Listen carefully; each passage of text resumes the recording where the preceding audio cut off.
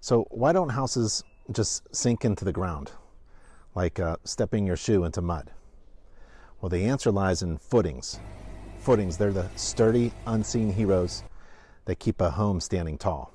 Think of them like a solid pair of boots for a house.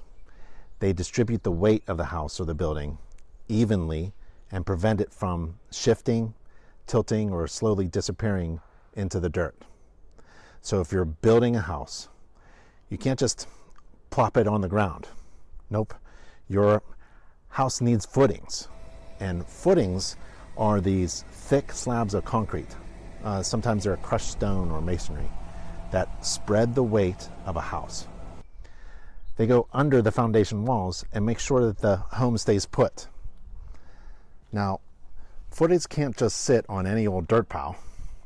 The International Residential Code says they must be placed on undisturbed soil or engineered fill, and that's dirt that's been compacted and tested.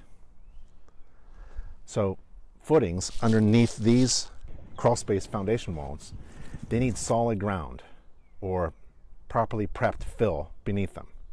And the IRC, International Residential Code, has a bunch of tables, more than a furniture store, and they can tell how wide and deep the footing should be.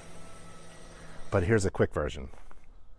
Minimum footing thickness is 6 inches, and it's thicker if you have heavier loads.